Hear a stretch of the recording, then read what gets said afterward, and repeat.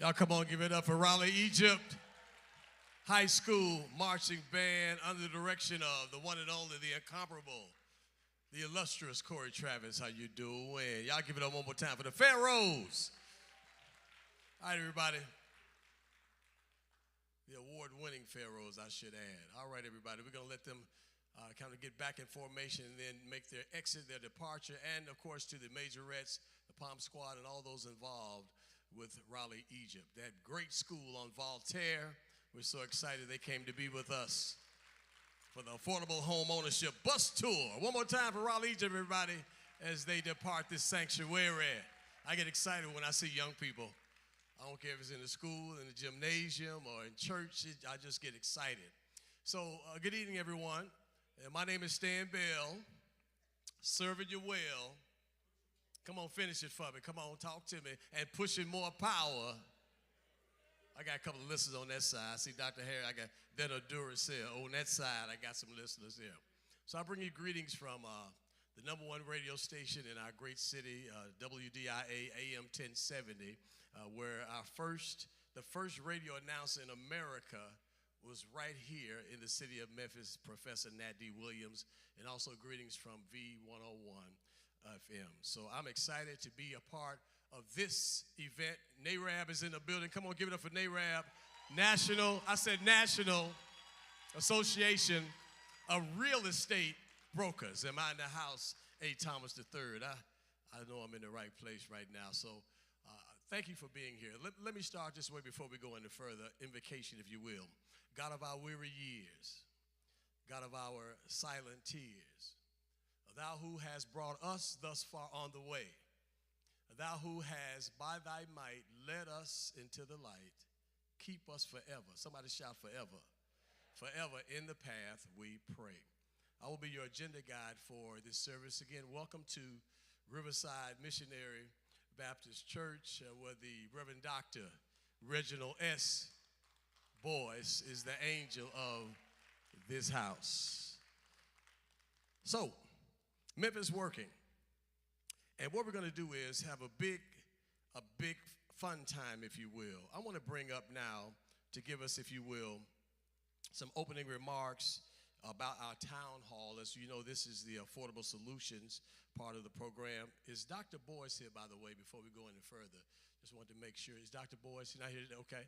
He'll be in a little bit later. Just wanted to make sure.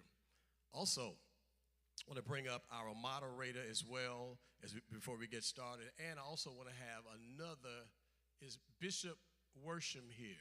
Come on, super glue this thing. I just need invocation, Bishop. Come on up and just give us a word of prayer if you don't mind. And then we will proceed. Bishop Worsham.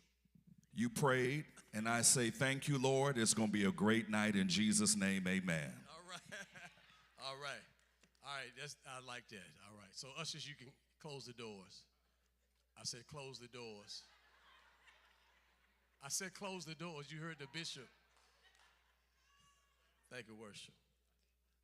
All right, so welcome and big greetings, of course, to our president, Ashley Thomas III, who is in the building on the front row. Give him a hand, our national president, NAREB. And, of course, to the president of the Memphis chapter, Dr. Reginald Harris. Where are y'all? Come on, give it up. I almost feel like doing a roll call. Dr. Harris in the house. Ashley's in the house with the roll call. Oh, I got excited right there. I started breaking out. Y'all don't know about that. You got at least 40 to know about the roll call. I'll deal with that later on. Danny Felton, are you in the building? I think I need Dale to come up. Danny, come on up, our first vice president of NAREB, National Association of Real Estate Brokers. I believe it is time now for Danny to come up, and then we'll have welcome, greetings, special remarks. Mr. Thomas, are you ready to come up before he comes? All right. I'll give it up for your national president of the National Association of Real Estate Brokers, the Honorable Ashley Thomas III. Good evening. Oh, you can do better than that. I've been on a bus for 6 days. It feels like 6 years, but we are happy to be here. Good evening. I am excited to be in the great city of Memphis. Realtors that are in the building, we made it. We made it. We made it. We made it. Amen. God has been watching over us. We have gone through some back roads. and the bus is still safe, and the people on the bus are safe.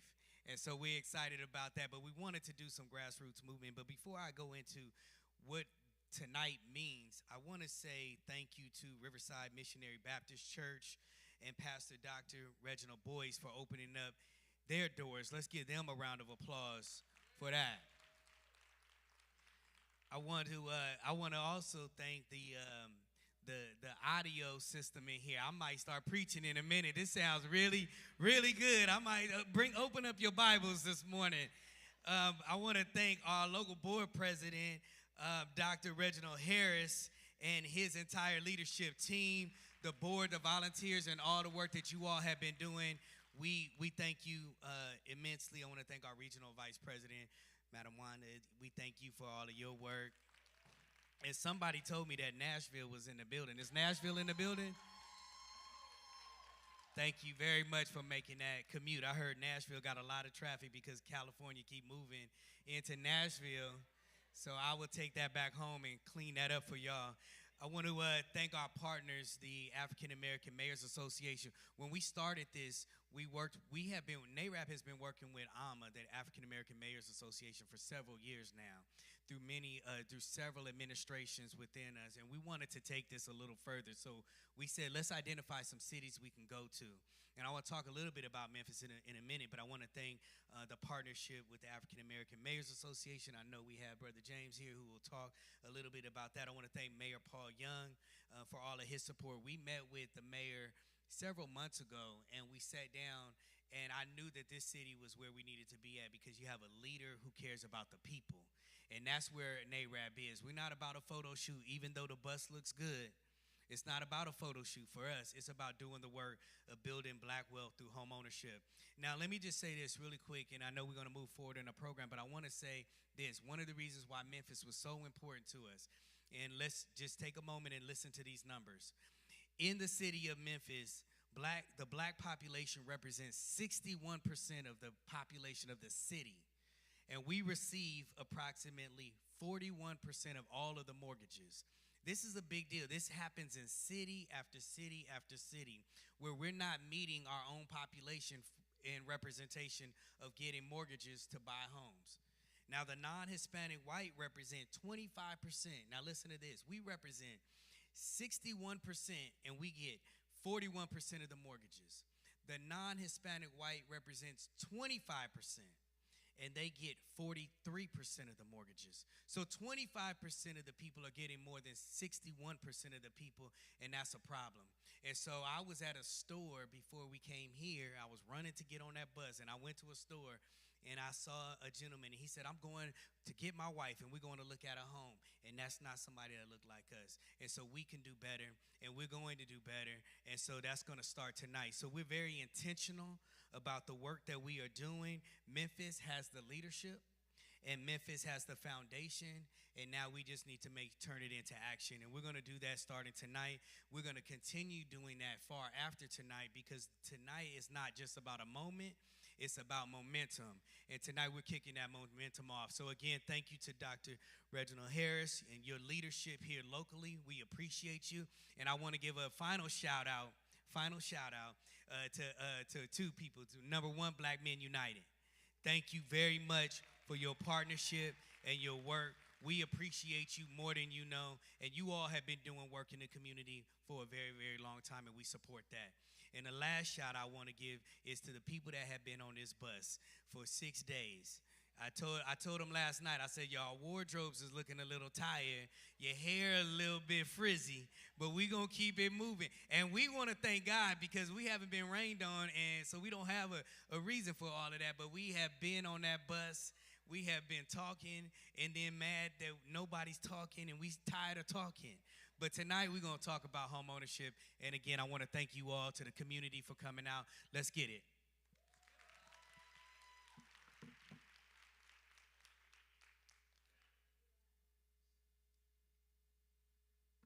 One more time for National President Ashley Thomas III. Thank you. As he said, this is not just a moment, it's about momentum. And we get that, and we appreciate your remarks, and we're glad that you made it here safely. And those of you from Nashville in the area, I like to say Nash Vegas. When I say it, I'm proud of what you all are doing in Davidson County in the 615. So welcome to the 901. Welcome to the Bluff City.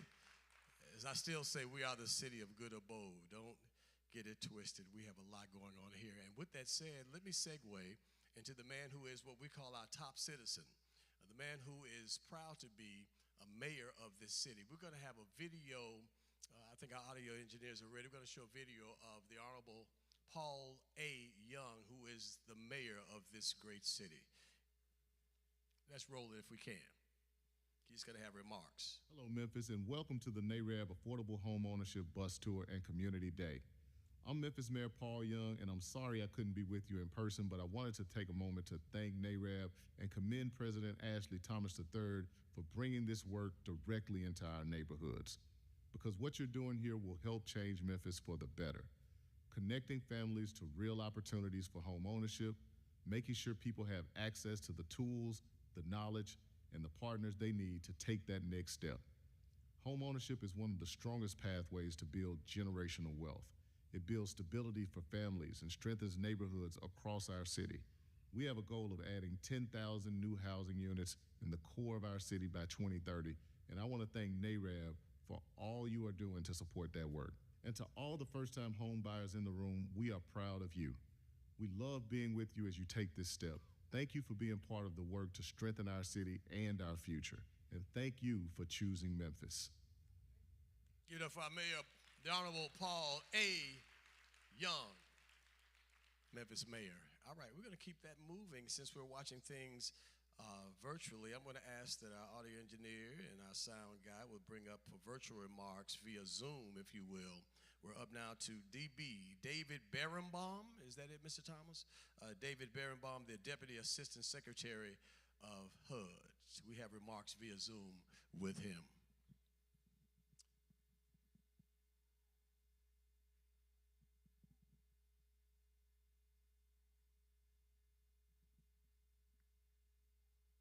Good evening, everyone. I hope you can hear me. I trust that you can. My name is David Berenbaum, and I'm the Deputy Assistant Secretary for Housing Counseling at the United States Department of Housing and Urban Development. It's a joy to be here with you this evening, virtually as it may be, as you gather and engage this evening at the Riverside Missionary Baptist Church. I want to begin by thanking the National Association of Real Estate Brokers and NID Housing Counseling Agency for bringing this affordable homeownership bus tour to Memphis and to communities across the country. I would also like to express my appreciation to Dr. Reginald Boyce, Senior Pastor of Riverside Missionary Baptist Church, for hosting this important event. I also want to recognize Memphis Mayor Paul Young, who addressed you just before, for his support and participation. NAREB President Ashley Thomas and Dr. Reginald Harris, President of the Regional and Memphis Association of Real Estate Brokers, and all of the officials, housing leaders, community leaders, lenders, real estate professionals, and housing counselors who are with you this evening. And most importantly, of course, all of the future homeowners who are at the program tonight. This kind of work only happens when the full community is at the table. Across the country, families are working hard to strengthen their financial footing and build something more stable for themselves and their children. For many, the goal is clear, moving from renting to homeownership and achieving long-term financial security. Through housing counseling, we see thousands of families taking real steps in that direction every year. At HUD, we are focused on promoting self-sufficiency, financial independence, and expanding access to affordable homeownership. That includes strengthening the Housing Choice Voucher homeownership pathway, advancing financial readiness, and working closely with local partners to support your efforts to achieve homeownership and sustainable outcomes. In the Office of Housing Counseling, we see firsthand what it takes to make homeownership possible. Housing counseling is financial education across the full life cycle, from renting to buying a home to aging in place. HUD certified counselors who are with you this evening can help you to understand your credit, manage your finances, prepare to apply for mortgage, and makes the decisions that can sustain your home over time. It's not just about getting into a home, it's about staying there and building long-term stability and financial wealth, intergenerational wealth for your family. This work depends on strong partnerships between counseling agencies, lenders, real estate professionals, and organizations like NAREB and NID. These partnerships make the system clearer, the process smoother, and success more likely.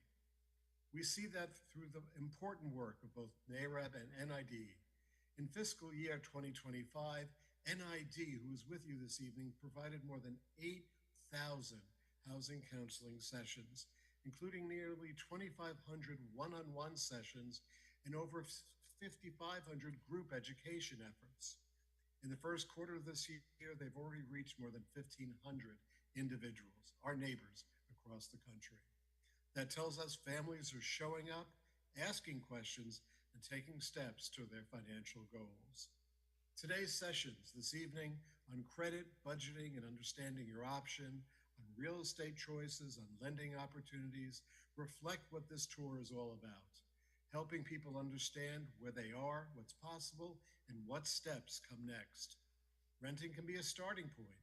With preparation and support, families will move forward toward ownership through pathways like the Housing Choice Voucher Homeownership program that our partners in the community offer. This is also about long-term stability, protecting your assets, preserving that intergenerational wealth, and expanding access to opportunity through development and partnership. Housing counseling helps turn information into decisions and decisions into real outcomes. What makes efforts like this meaningful is not just what happens tonight, but what happens next when you follow up.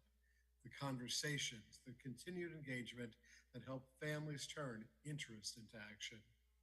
I appreciate the work happening here this evening and across the country, and we look forward to continuing to support NAREB and NID's efforts. Have a great evening, a wonderful program this evening, and let's get started. Good luck, everyone, on your journey, and thank you for allowing me to join you virtually this evening. Take care. All right. And for Deputy Assistant Director and Secretary, actually, David Barrowbaum, with those remarks virtually here via Zoom. Again, one more hand for our Deputy Assistant Secretary. You know, he said something that made a lot of sense. Everybody in this room essentially is successful. Whatever line of work that you're in, whether it's real estate or being a broker, or if you're a part of NAREB, that means that you know the definition of success. And as he mentioned on the video, these sessions will define success, the orientation and what you've taken part in so far. And when you hear people speaking about success and how they did it and how you can do it and how home ownership starts right here, you will be successful when you move in that direction. You know, I have a saying that success doesn't come to you, you go to it. And if you're going to be successful, it usually comes to those who are too busy to look for it. So think about it. When you stay busy and you're trying to achieve your goal and be successful, it'll come to you when you least expect it. So stay on the grind, as we say, work hard. Again, we want to thank David for those words. We're on schedule. I'm going to bring up now a man who really needs no introduction. If you're from Memphis and you've been anywhere involved or doing anything that has to do with a NAREB, you'll know that this next man on the microphone is a busy, busy guy. And I would say that he is a successful man. He is leading the Memphis chapter of the National Association of Real Estate Brokers. Would you please welcome now to the mic on stage, Dr. Reginald Harris, PhD, Memphis chapter of NAREB. All right, Doc. My brother. Memphis!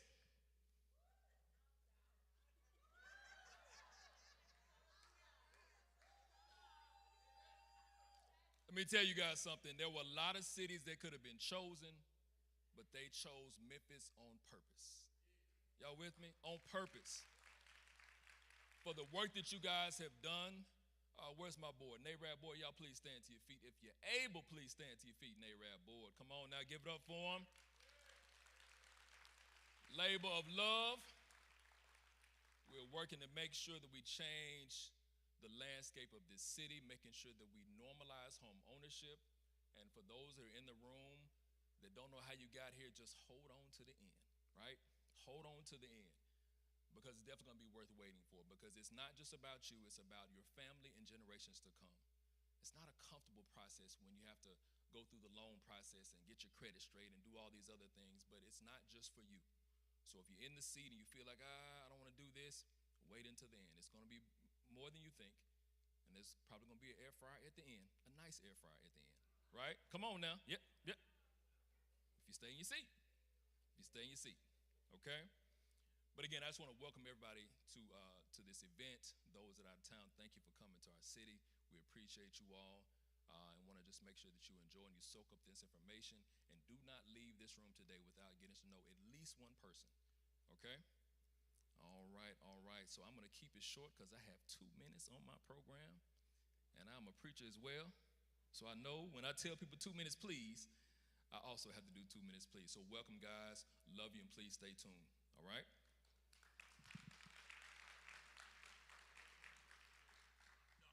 And I appreciate the introduction, too. Brother Stan.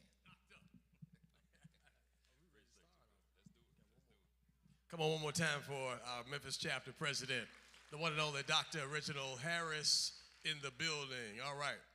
So, next time we hear the Memphis shout out, y'all got to make some big noise now, because Nashville going to drown us out if we don't. You know, we the home team, but I got love and respect for the 615, but they get crunk. I said crunk over there. So come on, next time we holler out Memphis, we the home team. We got to act like you know. Memphis, Tennessee don't play. Home of Rufus Thomas, Anthony Hardaway. Come on, Penny, somebody. A-Ball, MJG.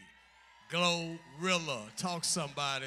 Stan Bell, you better ask somebody.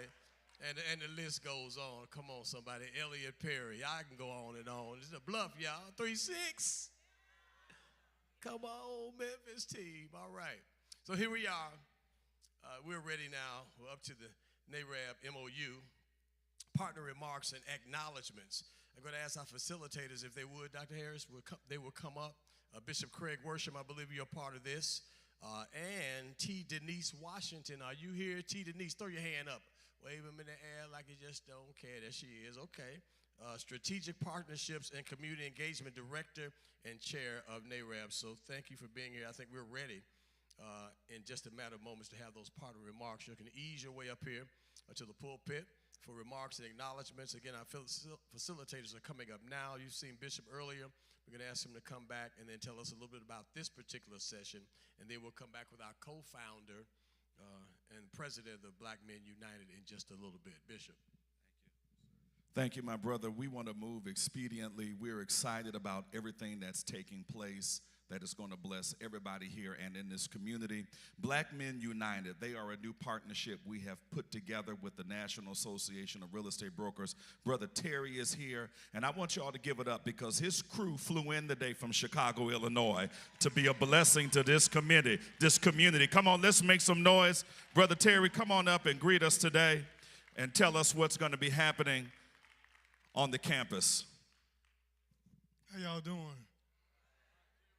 This is truly what we call a great collaboration.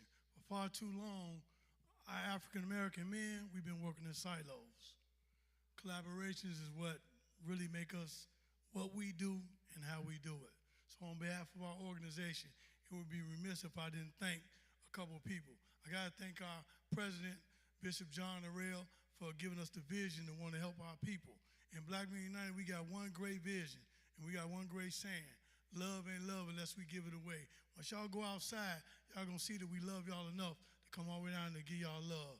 I also gonna thank our Vice President, Andy Prince, and Johnny Jackson. And it would be remiss if I didn't also thank World Vision and the National Baptist Convention.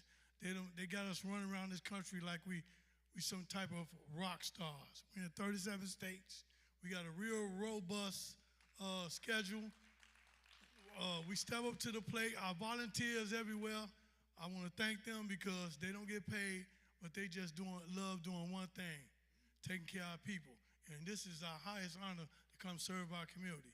This is what collaboration look like. Thank y'all so much. Thank you, Brother Terry. We love you. So everybody, as you maneuver through the sessions and visit the various resources, right here to my left, your right, on the parking lot, there are a plethora of items that will be a blessing to you and households across this community. So one more time, let's make some good noise for Black Men United.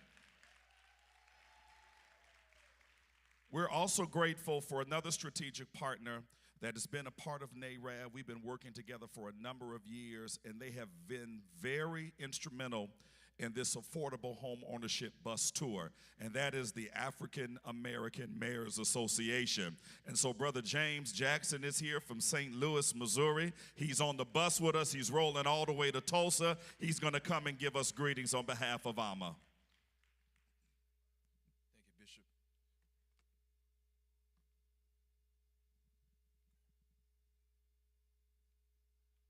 On behalf of the African American Mayors Association, we are very grateful for each of you here tonight. Certainly, we want to extend a warm welcome. We would also like to offer special thanks to Brother Ashley and Bishop Worsham for organizing this event, as well as the leadership staff that supports them. I also want to mention that we're deeply grateful for NAREB and the impactful work that they've been doing, leading this tour across the nation. We're inspired by the strength of our partnership, and we look forward to the significant achievements and deliverables that we'll reach together in the future. Now, I want to mention one thing. We're in the presence of Brother Stan Bell. I spent a significant portion of my life here in Memphis, so Memphis has a special place for me. I still maintain my 901 number. But I would like to say, we've been on a tour. We just left Kansas City, and Memphis is known for its barbecue. But of course, they took them to Gates last night, and they were underwhelmed. So if at any point that we can do something, work that out, get them some good barbecue before they leave, yeah, that'll be great. Thank y'all.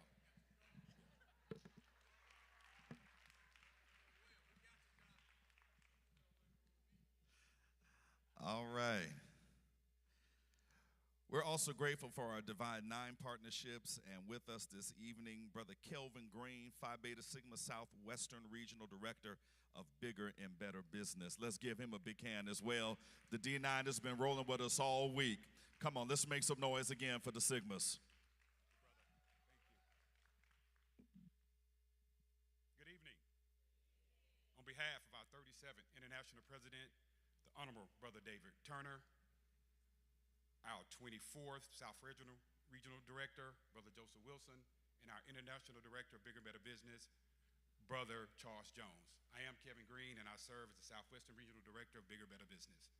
When I took office a little over 2 years ago, my team and I came up with a mission statement. And that part of that mission statement, if you summarize it, was to be a benefit and an asset to not just our brotherhood, but to the community. And our partnership with NAREB has helped us achieve that goal. Also, I would like to thank the mayor and his staff for also supporting this important initiative. But last but not least, I want to thank everybody in this room. Your presence here tonight showed that you have an interest in what we're doing. I want to challenge you tonight and also encourage you. Let's turn that interest into a commitment. I hope you guys enjoy the rest of the night. Thank you.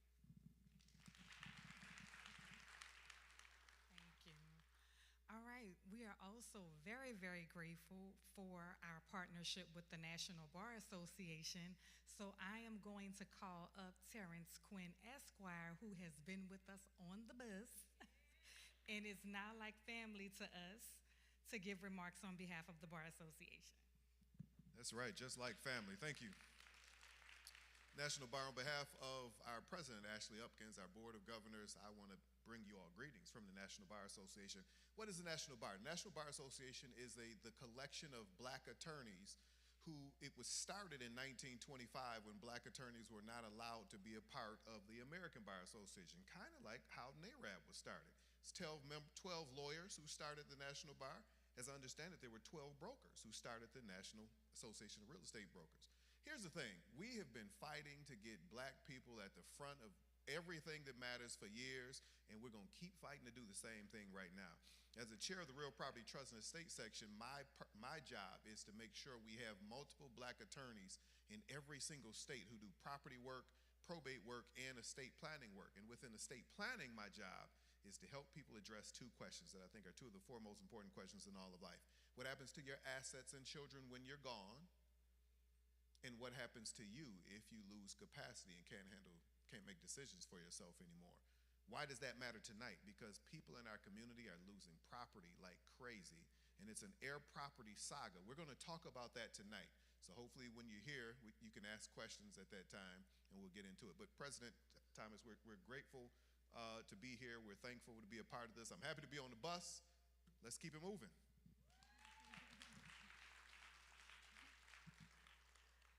All right. We are also extremely grateful for our partnership with the mayor's office, and we would like to acknowledge Executive Assistant to Mayor Young, Mr. Harrison Morrow. Are you present?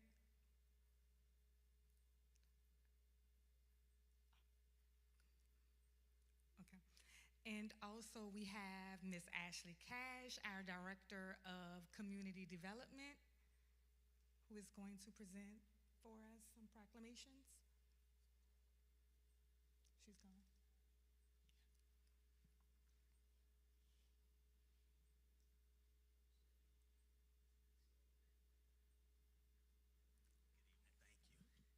Good evening, everybody. Oh, that was pretty good for me. Good evening, everybody. Thank you. My name is Harrison Morrow. I serve as the Executive Assistant to Mayor Paul Young, and we're absolutely elated to be a part of this celebration. On behalf of Mayor Young, you all heard from him just a few minutes ago. I'm glad we were able to have video recorded remarks for him. On behalf of him and the city of Memphis, thank you for being here tonight.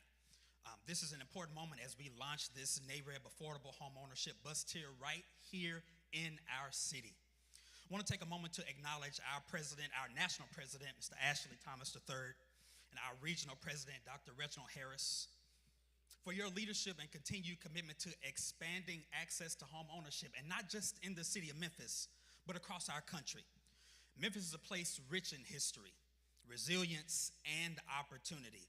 But we also recognize that access to home ownership has not always been equitable. That's why gatherings like this matter. They bring together leaders, partners, and residents with a shared commitment to expanding opportunity and building stronger, more stable communities. The city of Memphis is proud to support efforts like the Home Initiative, working to create and preserve housing while also opening doors for more families to experience the power of ownership.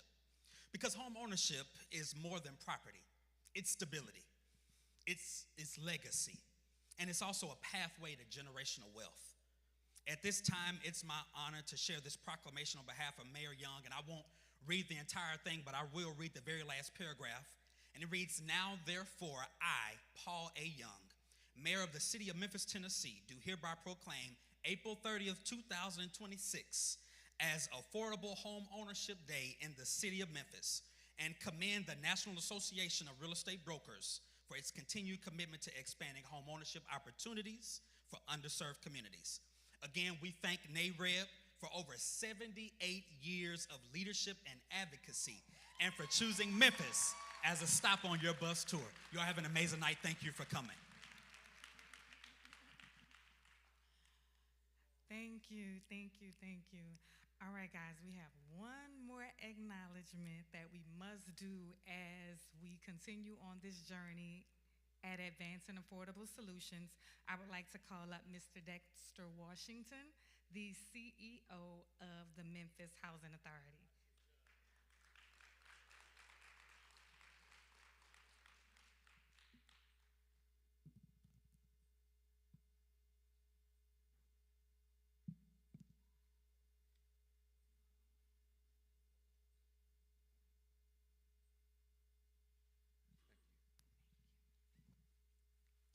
Good evening, everyone. It is a pleasure to be here. I am excited about the presence of the national organization of NAREB. I had an opportunity to meet recently with the local chapter and just talked about all the ways that we could collaborate to help close this gap in homeownership in Memphis. So I think that this is an important gathering, and we look forward to expanding the tools and resources that Memphis Housing Authority uses for its participants to advance from rental to home ownership. And this is definitely an important part of that network. You know, we look to increase our network with realtors, with bankers, with organizations that do credit counseling, organizations that do financial literacy and home buyer education. And all together, we can help bridge this gap and strengthen home ownership here in Memphis. So very excited to be here, and thanks for the invitation. Thank you. I'm going to turn it back over to you. Bless you, bless you. It's T. Denise. Come on, y'all. Give it up, man. Come on, facilitators. Thank you for the acknowledgments again. Bishop Craig Worsham, thank you so much. T. Denise Washington just leaving now, and everybody who's working with strategic partnerships and community engagement. I appreciate the director and the chair coming up of NAREB. And those who came up, John Harrell, I got to give you a shout out. The president of Black Men United, as he says, they feel like they're on tour, but you really are rock stars because you're doing the work. You're getting the word out. You're talking about building wealth and being able to go from renting to home ownership, from rent to mortgages, and everyone who came up this evening to talk about affordable home ownership. Thank you for being a part of this. Even from the National Bar Association, where's his hand? Okay, thank you so much for those remarks. I can tell he's passionate about his work and what we have to do, embracing that. Thank you, Terrence Quinn, Esquire, and also with real estate and real property trusts and estates. Thank you so much for those acknowledgments. And to who was that came up and talked about the D9? A member of Phi Beta Sigma, God bless you, man. Do we have any other D9, by the way? I'd be remiss if I didn't shout out any other Greek letter organizations, or would you just acknowledge your hand? It doesn't matter. Come on. Oh, Daryl, okay. A Phi in the house. Come on, give it up for Alpha Phi Alpha. I see you. 1906, Ithaca. All right. AKAs, where are you? Come on, get your sisters in there. I hear you. I see you. Come on, AKAs, come on. I see you, Delta Sigma Theta. I'm seeing y'all throwing up something at me. I didn't go to college, but don't judge me. I see you. 1913, Howard University. I just love history. Don't judge me. I just love history. I know we got Phi Beta Sigma in the house. Come on. Howard University, 1914. Am I in the house? Somebody else. I'm going to say the best for last. Zeta Phi Beta, your sister's in the house. Let's go on and open it on up. If we're going to do it right. Zeta's over here. I see ya. Okay. Omega Psi Phi. Oh. See there? Usually I go forget you there. See there? Come on. Omega Psi Phi. November what? 17th.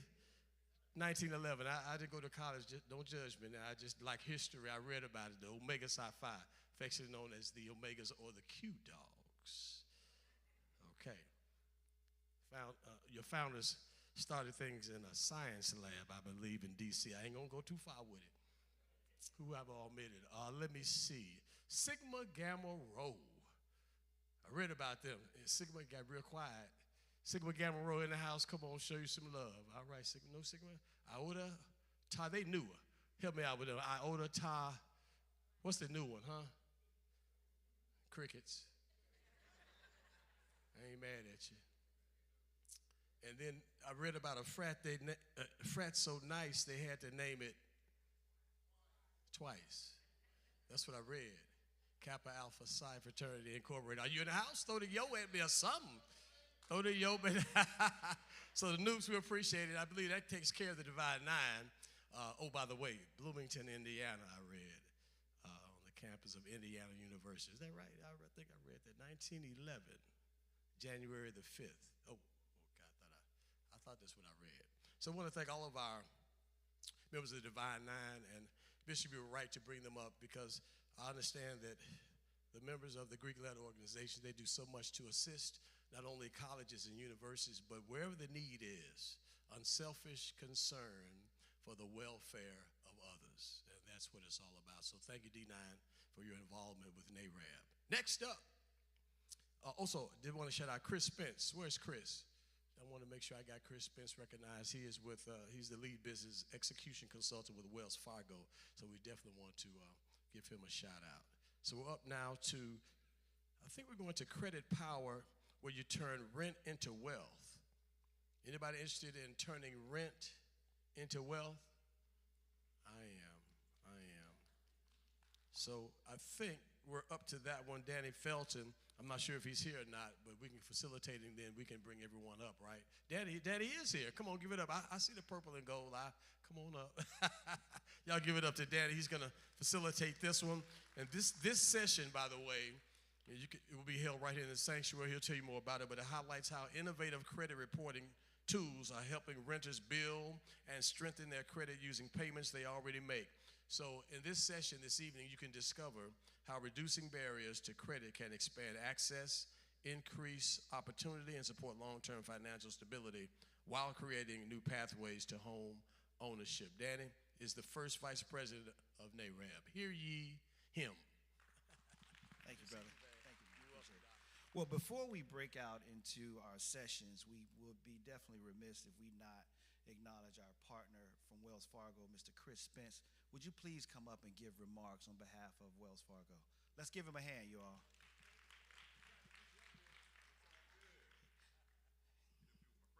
Yeah, come on. What's up, team? Yes, sir. Hey, I had to corporate now. We still got to represent, right? Good evening. So again, my name is Chris Spence. I am the Vice President of Customer Growth Segments at Wells Fargo. It truly is an honor and a privilege to be here with so many distinguished individuals and organizations. I don't want to take too much time, but again, we've been long-term partners with NAREB. We've done this tour around the country, and we are excited about the opportunities that lie ahead here in Memphis. And many of you I had an opportunity to meet at the table, and for the aspiring homeowners that had a chance to come out, I want to encourage you, and I want to share with you that the answers are in the room. Take advantage of the opportunity to network and ask questions and walk away with a sense of empowerment, knowing that homeownership is not just a goal, but it's attainable and it's for you. So thank you for the opportunity, and thank you for the partnership. Let's give it up. Before we go into our next session, I also want to give some instructions. Now, we're going to have a couple of sessions going on at the same time. So in this particular room, in the sanctuary, we will be talking about credit power, turning rent into wealth. We will have a session also going on in room number 4, which will be talking about heirs property and the attorney if you want to do a one-on-one with consumers. And also in room number 3, we will have our lender partners doing one-on-ones. For those of you that want to speak to a lender in terms of being pre-approved or pre-qualified, or even learning the steps to acquire a home. In room number 2, we will have a one-on-ones with the realtors. So if any of you want to speak to a Realtist member, you can go to that room. And then in room number 1, those of you that are interested and you want to meet with a HUD-approved housing counselor, we will have our national intermediary, NID Housing Counseling Agency. They will have a HUD session, and you'll be able to do one-on-ones with them to start this step towards home ownership. So at this time, any of those sessions that you're interested in, you can disseminate and go to your respective area. In this particular room, we will be talking about credit power, turning rent into wealth. So we'll give a few moments for you guys to move around. Thank you.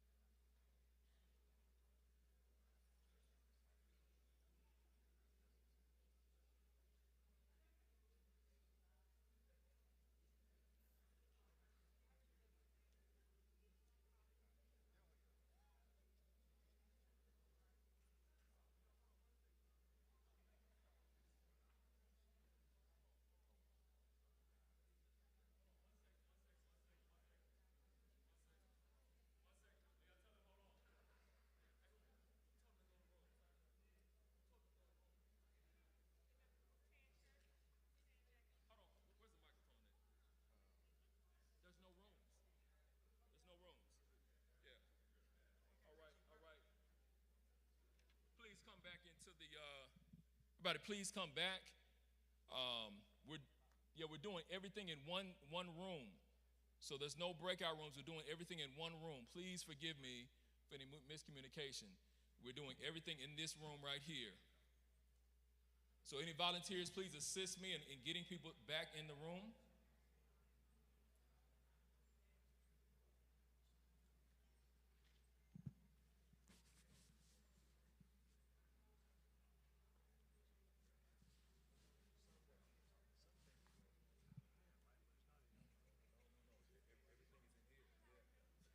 All right, please come back on in.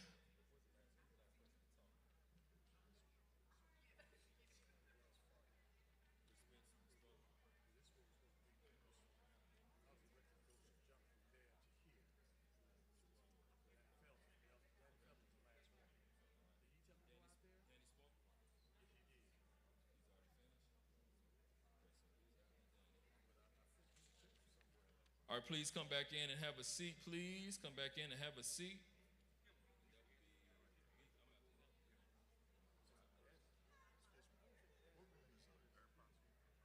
Everybody's back in this room. Yeah, yes, sir. We're going to put it all together. Everybody, please come back in this room. Everything's going to be in this room. Please come back into the room. Okay.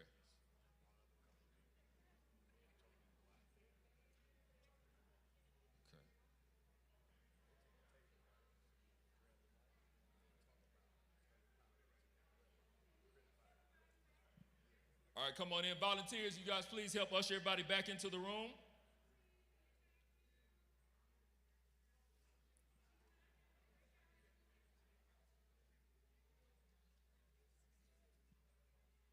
Come back on in, family.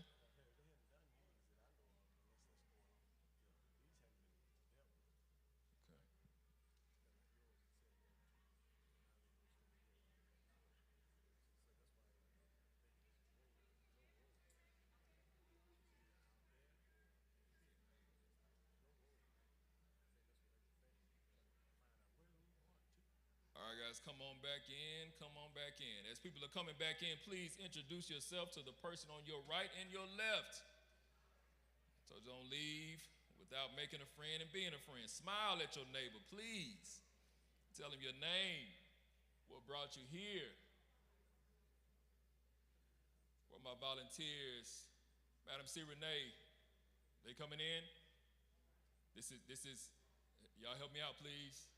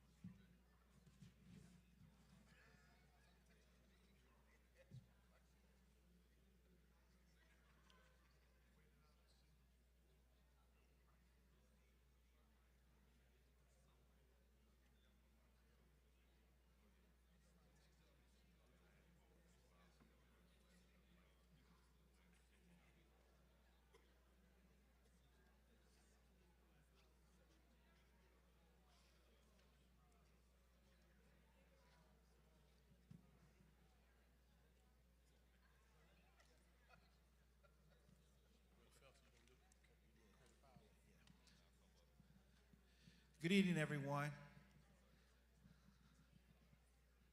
Good evening, everyone. All right, well, I'm just glad to be here. My name is Danny Felton, and I actually serve as the first vice president for the National Association of Real Estate Brokers. And I want to talk very briefly because what we're going to do is we're going to give you a little bit of it all. We're going to talk about credit. We're going to talk about the real estate portion. We're going to talk about heirs property. And we're going to have our lenders to come in and talk as well. That way you don't have to worry about moving around. We'll give it to you all right here in this section. So first of all, by a show of hands, how many of you all have had an opportunity to take a look at your credit report? Okay, that's good. That's good, because if you haven't, my suggestion to you is definitely take a look at your credit report. Now, you can go to annualcreditreport.com and get a free copy of your credit report, or we have housing counselors here, housing agencies that you can meet with, and they can actually look at your report and go over it. Because let me tell you something, identity theft is real, y'all. You'll be surprised of the things that's on your credit that you're not aware of. When we talk about collections, when we talk about judgments, when we talk about medical bills, when we talk about even credit cards, I've seen people have credit cards in their name and somebody's paying it. So it's very important that we, at least twice a year, take a look at your credit report. Now, there are 3 credit bureaus, 3 credit agencies. Who knows them? Who wanna volunteer? Young lady in the back, give them to me. Equifax, TransUnion, and Experian. Let's give it up for her, y'all. Thank you, thank you. So there's 3 credit bureaus, Equifax, TransUnion, and Experian. And guess what? The credits, they provide what's called credit scores, right? Which is what gauges you. Your credit report is really just like your report card, right? So your credit report, your credit score ranges from 300 all the way up to 850. And so when we talk about credit power, credit is your power in terms of opportunities that's opened up. So when you want to be able to maybe get a better interest rate, they're going to look at your credit. If you want opportunities, when we talk about building wealth and owning a property, guess what? They're going to look at your credit, because your credit is your credibility. And what's interesting with that is there's several things that's outlined on your credit. All of the names that you've had, AKAs, aliases, all of the addresses that you've lived in, everybody that you've inquired to take, that you're trying to get credit from. It also has all of your trade lines, meaning the first piece of credit that you have, how long you've had it, what's the maximum credit limit on that. All of that stuff appears on your credit. And even when you're applying for a job most of the time, guess what they're going to look at? Your credit. So it's very important that we understand that we need to protect our credit. I always say to people, you know what? Credit is not your money. Okay? Credit is not your money. It's you being able to, someone being able to take a risk in you, and you showing them that, hey, you know what? I'm going to pay you back on time. And so for those of you that have not looked at your credit, those of you that, don't have credit, guess what you can do? There's several things that you can do to start your credit. Have any of you all heard of a secured credit card?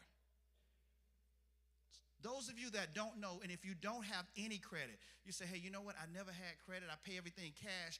You can get what's called a secured credit card. And that's where you pledge a certain amount of money. Let's just say you pledge $300, and the institution that you're getting that car from, they're going to give you a line of credit for $300. And so what happens is, if you make those payments in a timely manner over 12 months, guess what they'll do? They'll release the $300, and they're reporting on your credit card, and that's how you can establish credit. So that's one thing you want to inquire about. And so I always talk about the importance of, when you get credit, you must pay it on time, right? A lot of times, and what you don't want to do is, you don't want to pay just the minimum balance if possible, because the credit is what's going to help you to, get more and more credit. But one of the things that's going to boost your credit score is called your exposure, right? 35% of your credit is based upon exposure. What does that mean? That means if I have a credit card for $1,000 and I have that credit card maxed out, in most cases, it's not going to help my credit score. But if I kept that balance below 30%, guess what's going to happen? It's going to improve my credit score. I've had people to say, man, you know, I got credit. I got 3 or 4 credit cards. I pay them all on time. I'm never late, but for some reason, I can't get into 700. I can't get my credit score over 700. And I encourage them. I say, listen, why is that? How much do you owe? Well, I have a credit card that's $1,000, got a $1,000 credit limit, and I owe $900. I have another credit card that has a $500 credit limit, and I owe $400. I have another one that I have a credit limit of $2,500, and I owe $1,500. And so I always encourage them to start with the small wins first. Start with that smallest credit card and lower that balance to 30%. Then work on the next card. Try to get that balance down to 30%. And what you will see happen is that your credit score will increase over time. And that will open up so many doors. I say credit is more than a score. You know what I mean? Credit is about access. So the better your credit is, the more access you will have. And so we'll have some individuals that'll be able to, raise your hand, Miss Archie, that'll be able to meet with you all to get your information if you want to further this conversation. But I really just wanted to lay the groundwork for you all to understand that credit is power. Those of you that may not have your credit reporting on your credit report, your rent reporting on your credit report, you can have that done as well. And so we'll talk to you later, but at this time I would like to call up Dr. Reggie to back up, and he's going to talk about renting, the benefits of renting versus owning. Let's give him a hand, you all. Thank you, Brother Felton. Appreciate you, sir. This is an awesome day today. Y'all still excited? Please, y'all smile one more time, please. Smile one more time. I said Memphis last time. Y'all done left me hanging. Do I need to move to Nashville? Is it love in Nashville? Huh? All right. So listen. I want to make sure, let me jump straight in. I know your time is valuable. Today I want to make sure that we are locked in to understanding how important this stuff is, right? A lot of times, you know, people that have never bought a home, you hear it, and it still seems like something that's so far away. And what I want to tell you is this. It is uncomfortable walking into the unknown, right? So I don't want to be naive and say, well, you should do this. Well, no, it's uncomfortable. Doing something that you've never done before. Allowing people to go and see all your business, see all this, your good credit, your bad credit, all your stuff, right? But at the end of the day, you have to have a focus on what's the most important thing. 1892 is a real important date for me. I'm sorry, 1896. 1896, and we still have the deed today. 1896 is the year my great-grandfather bought his first piece of property, right? Not only did he buy the land, acres of land, he also built a house on this land. I still go to this house to this day, over 100 years later. And so I'm not saying that to brag. I'm saying that to set something that is normal, right? So just imagine how difficult it was in 1896 to be able to pull this off, right? There's no way in the world, me having this knowledge, that I don't make an effort to not just have one house, but to have multiple houses. Y'all with me? Why? Because my great-grandfather started something even before the 1900s even hit. And so, without even getting into the X and O's and the numbers, it feels different to walk into that room, walk into that home and own it. It just feels different, family. And so the reason that, you know, the members of NAREB, I'm going to tell you, the reason I do what I do is because I want people to have that feeling of ownership. Black and brown people in this country have, for too long, been behind and been we need to do this. Listen, this is the lowest hanging fruit. You understand what I mean? Buying a house is the lowest hanging fruit to gain wealth. Let's put some stats on the screen real quick if we can. Let's go to that second or third slide. I want you guys to look at the disparity, not doom and gloom, but I want you to really see the hard numbers. Go to the wealth and financial benefit screen.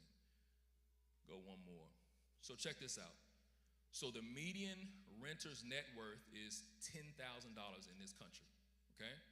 The median homeowner's net worth is $400,000. We got 10,000, we got 400,000. Now what side do you want to be on? I don't want to be on the 10,000 side, right? I want to be closer to the 400,000 plus side. Why? because that's something I can leave to my next generation. And so, yes, I know it's difficult, but is it important enough for you to make the sacrifice for your children? A lot of times, men and women say, listen, I'll die for my kids. I'll I'll do a lot of things for my children, right? I'll sacrifice my kids.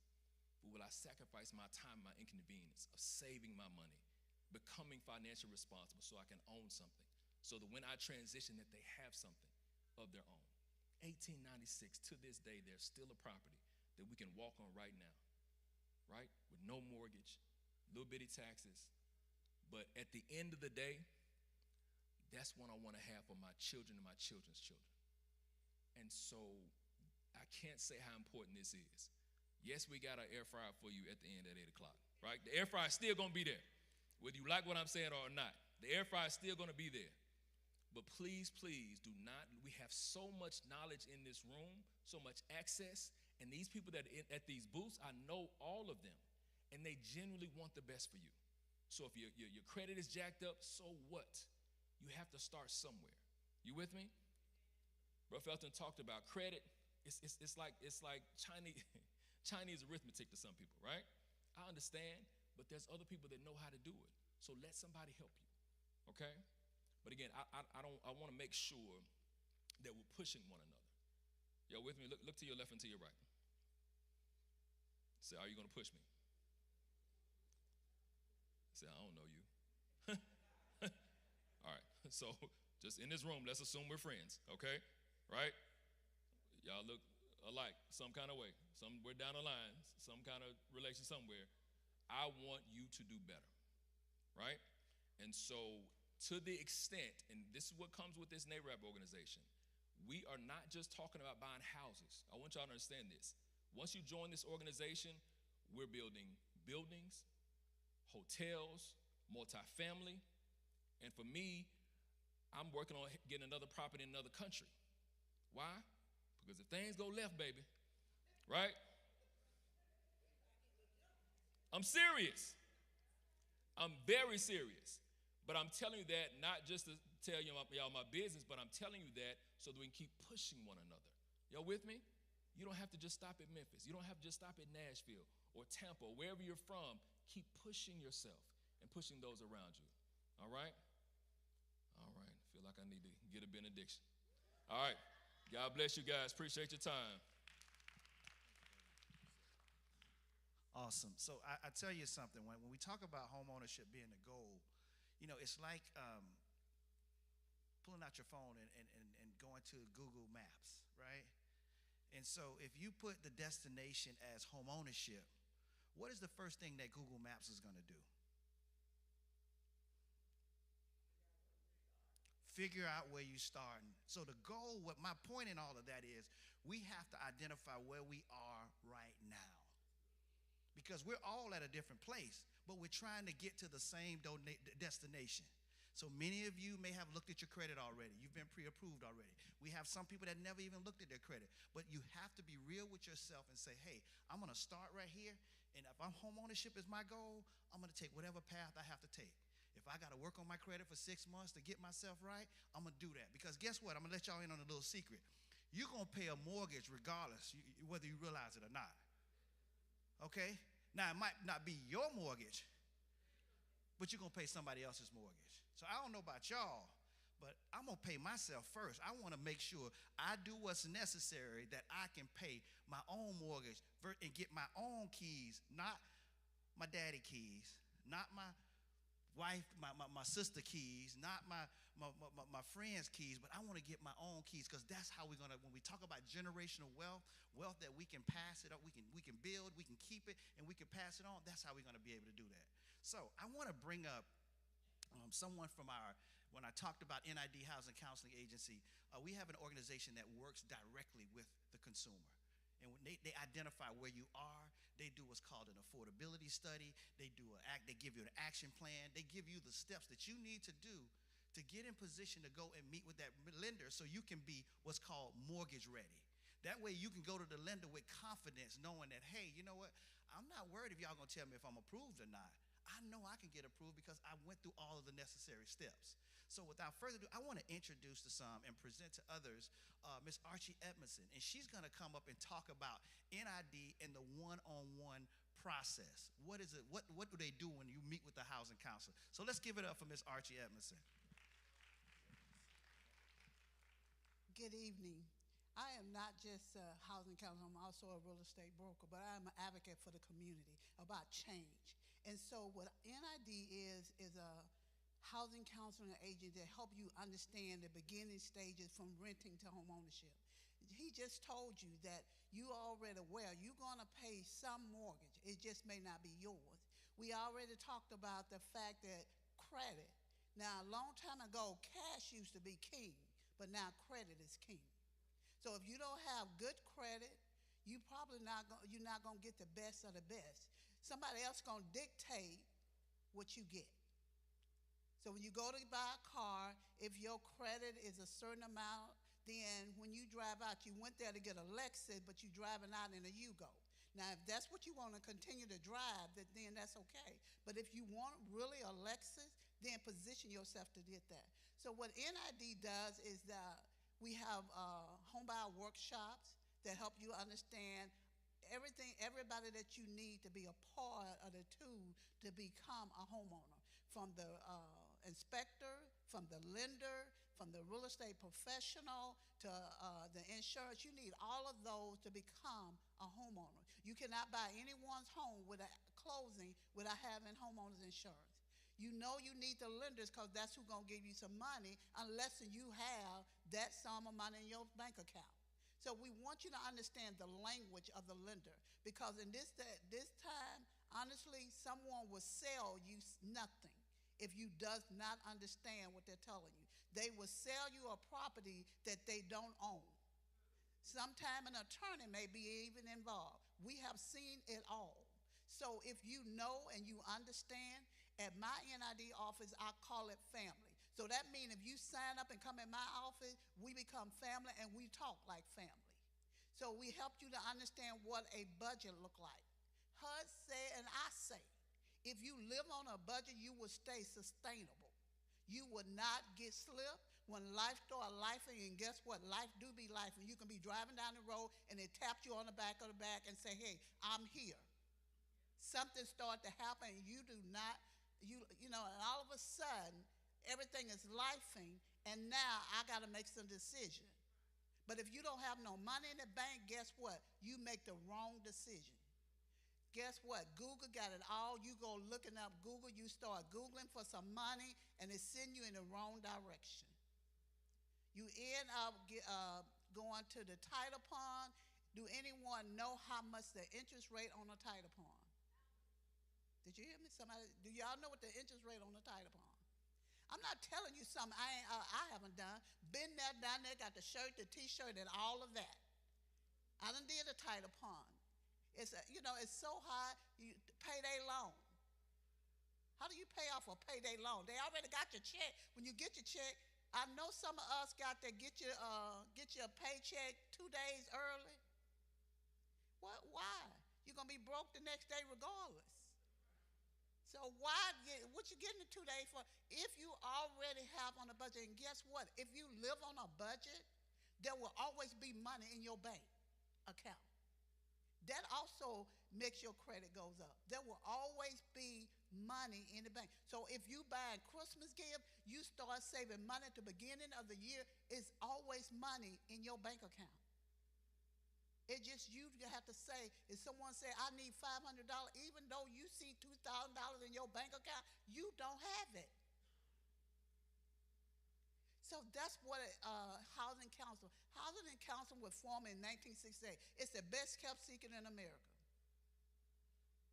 The average housing and counseling agency charge you low prices to come. Some charge you no one at all. If you low to moderate income, they don't even charge you a fee. They do you financial planning, advisor. Guess what? Rich people pay for it. You can get it here for free. So why don't you go? Rich people hire financial advisor to tell them how to spend their money, how to get on a budget, and listen, HUD got it for you for free, so why are you not getting it? Can somebody explain that to me? Maybe I'm missing it. We have a class, sometimes you don't show up, it's free for you. So why the opportunity is here before somebody that tired, they cut it out because they already cutting some stuff out. Unfortunate. We've already had to pivot just with what the federal government has already tried to change. So now our classes has to be a little bit different.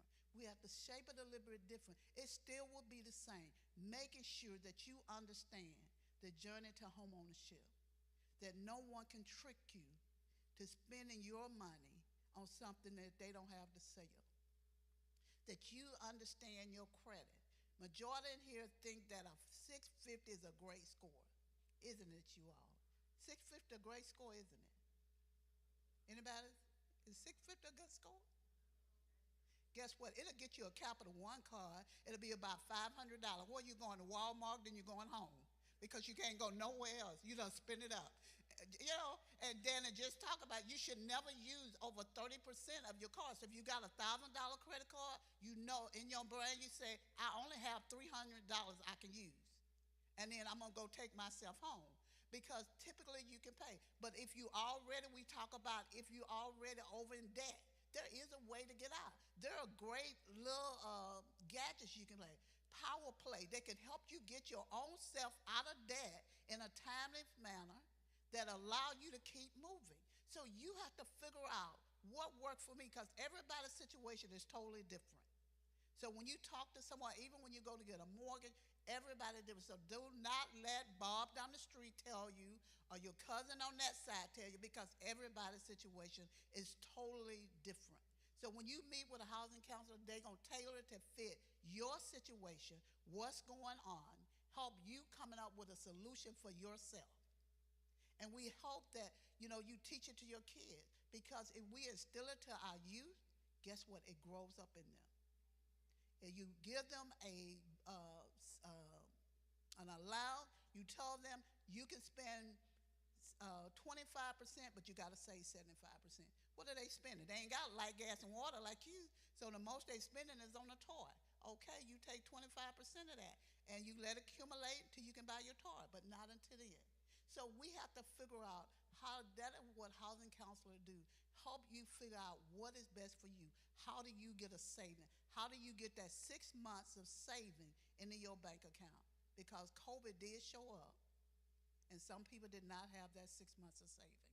And guess what? We were trying to figure out how they're going to pay rent, how they're going to keep their mortgage. All of that started to happen. So this is about making sure our community become not just about putting you in a house, but sustainability.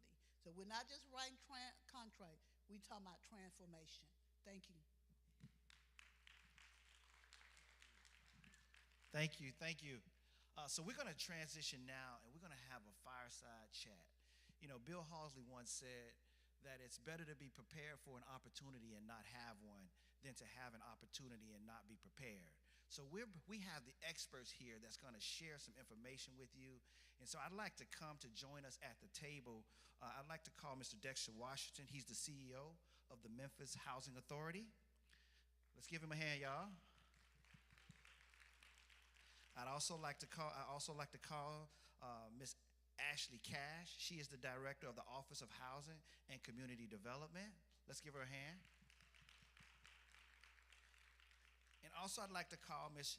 Chiquita Dowers. She's the director of, she's not here, okay. Well, we're gonna have Ms. T. Denise Washington, who is our Strategic Partners and Community Engagement Chair, to walk us through this conversation. And it's really about discovering how the Housing Choice Voucher Program can be used as a pathway to buy a home. Many of you all maybe didn't even know that, because I didn't really know it at first, that you can use your Section 8 voucher to purchase a home. So they're gonna talk to us about learning the steps to use rental assistance to become a homeowner. Let's give them a hand, y'all.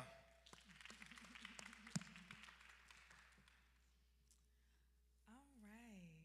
So as we continue this conversation about affordable solutions, Mr. Washington, for a voucher holder who is in this room right now or maybe a family member, friend, realtist who has a client that's a voucher holder that may be interested in transitioning their rental assistance into home ownership, what pathways are available for them at the Memphis Housing Authority?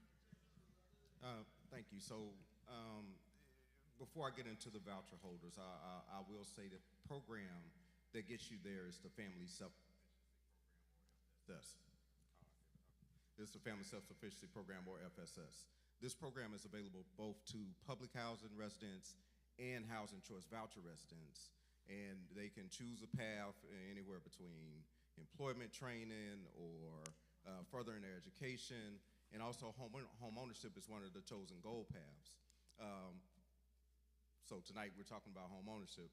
The way that the path is different for public housing people is that if they go through the process and transition from being a public housing renter into home ownership, they don't get the ongoing support. But I mean, it's great. You've accomplished home ownership and you've got the tools to sustain it, but you just don't get the ongoing support. Now, how it's different for a housing choice voucher resident, they enroll in our FSS program, and they set their goal for home ownership, and they do a lot of the things that we've discussed here today.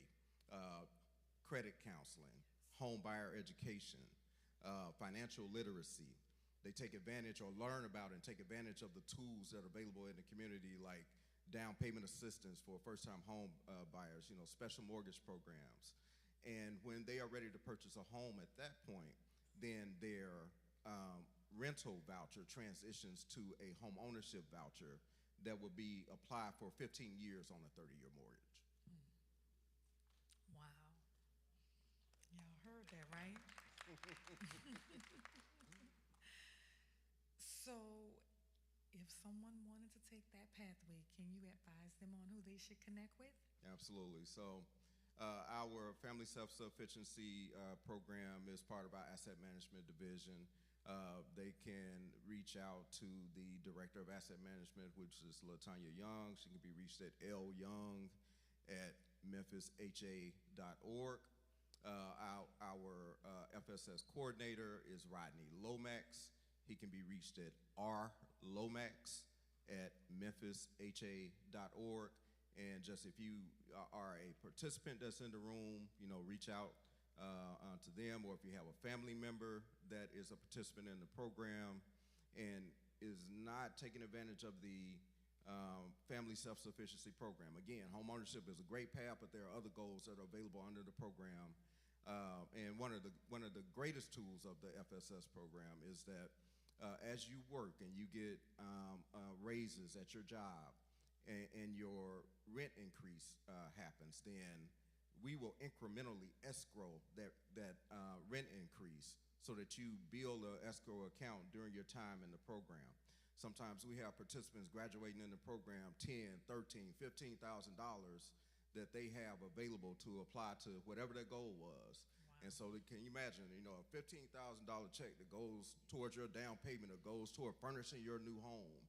And so it's just a wonderful, wonderful tool that's in the program. So again, if you have anybody that is in the program, a participant, just wants to know more about it, then please reach out to those resources. All right, y'all got that? Did y'all write that down? All right. Director Cash, for residents who are ready to buy, what city programs or resources should they apply for first? Great. Good evening, everybody. I'm Ashley Cash. I'm the Director of Housing and Community Development, and we have a couple of programs. We work with several local banks to administer our down payment assistance program. In that program, we provide up to $25,000 of down payment assistance.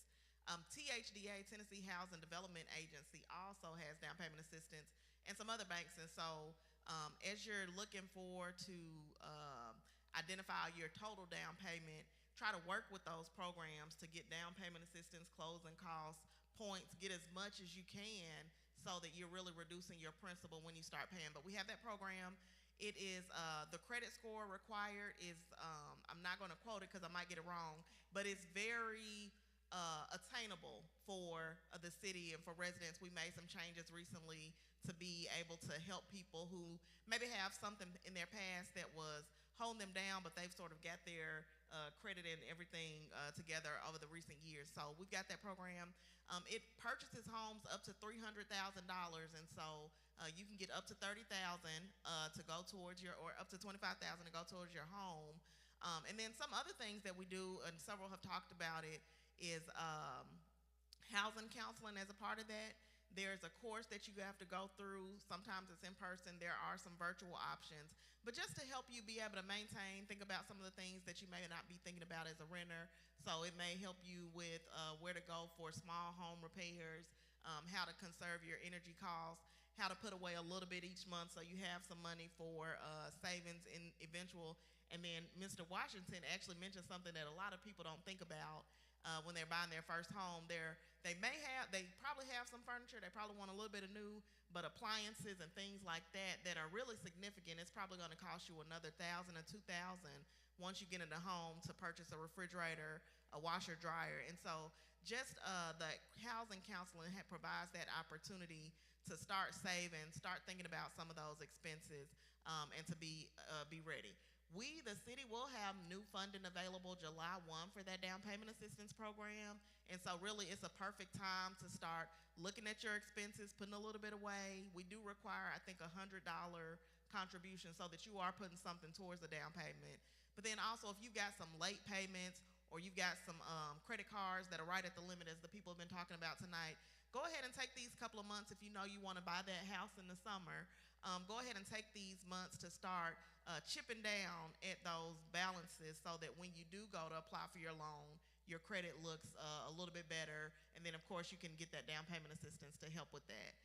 I will tell you the person is Jennifer Hart at the City of Memphis, so they can call 636-7800 and just ask about down payment assistance. We'll get you to the right person, or you can email Jennifer.Jones@memphistn.gov. But that number is probably easier to remember, so 636-7800. Just say you want to learn more about down payment assistance. We'll be happy to connect you. Y'all wrote that down? All right, so we have some really great information here today. So I'm going to pretty much wrap this up in asking both you, Executive Director Washington, as well as you, Director Cash, what can organizations such as the National Association of Real Estate Brokers do to partner with your organizations to help continue these efforts and strengthen them towards advancing affordable solutions? I'll just say educate. We have opportunities within our programs. FSS program has two FSS fairs a year where we invite community partners like NAREB, local realtors, banks, local communities that are part of our pipeline to get people to where they need to be, like Rise Foundation that does financial literacy, credit counseling organizations. And we love to have groups like this at the table. We educate our potential participants as well as grow our program. But to be able to make those connections to say, hey, glad you all are here. Now go talk to the credit counselor. Go talk to that realtor that's dying to sell you a house. When you're ready. So we love opportunities like this. Thankful for them, and so we just continue to include us, and we will do the same. Great, thank you. And I would say for us is making sure that y'all are connecting your lenders with our down payment assistance program. It's not difficult to get involved. There's just some rules that they have to say, hey, we agree to these rules, and they can participate in that program. And so that way more buyers have access to that down payment assistance program. The other is keeping us informed when you have homeowners that are looking to live in different areas, or somebody who maybe wants an older home, or somebody who's really trying to find a home near their aunt or uncle or whomever, because we often have different developers who are more emerging developers. They're building, but they may not have figured out how to get their pipeline. And so however we can connect there, or even us, the city sharing where we funded some single family housing developments, and y'all might promote those out to your buyers as well. But those would be great ways that we can stay connected. Okay. And speaking of developers, because I believe there are many in the room, would you both share with us any guidance, any development opportunities that our members may be able to take advantage of? And if there are any, how do they go about acting upon them? Yeah, so right now we've got a couple of programs. We have the middle income housing program where we're providing around, let's see, up to $25,000 per unit for development. It has to be between two to 8 units, so really trying to target people who are not working on huge multifamily deals, but they're working on something a little bit smaller scale. That's out and available, and really to fill the gap in terms of appraisals or any gap that you might have with your infrastructure related costs. We also have some pre-development assistance available, and what that is a lot of time people have concepts, but they don't have the resources to get that from concept to plan. And so we want to help put some of those plans into action, and so we've got just a little bit of money available for pre-development resources in that way. I really encourage, if you are a developer, to start thinking about what capital you have. So we have a lot of conversations with aspiring developers who are looking for sure their loan, they want a grant, but they're not thinking about what they would actually contribute. And so the point of development, you are taking a risk. And so just thinking about ways that you can have equity or you're putting money into the deal. The other part of that is your land site control. And so if you want to be bankable or you want to apply for any city programs, we or the banks are going to want to see that you are you're serious and you've either got a site in mind, so you've got some land already, or you have a preliminary agreement with someone to sell you land under certain conditions. And so once you have that, we're excited to talk to you, tell you more about some other programs that we have, and then talk about that pre-development. For the Housing Authority, we're always happy to explore public-private partnerships. There are a few tools that we may be able to, offer. Of course, as a public partner, we get a little additional access to funding that may not be available to just a private developer. Some state governmental funding, federal funding, things of that nature. MHA also has pilot authority, so the payment in lieu of taxes to be able to reduce that operations burden, after the property is developed. And we also have the housing choice vouchers that are available in the form of project-based vouchers. So as long as that, we have the capacity and available vouchers, then we may be able to put an allocation of project-based vouchers as part of your affordable housing mix. And so that helps on both the affordability level for the residents, but also helps strengthen your funding applications because you have a source of guaranteed funding that's part of. You can carry a little bit of additional lending debt in that ways. But we're always happy to have those conversations to just see how we can support. And of course, our interest is bringing affordable housing to Memphis, so how we can expand that affordable housing footprint.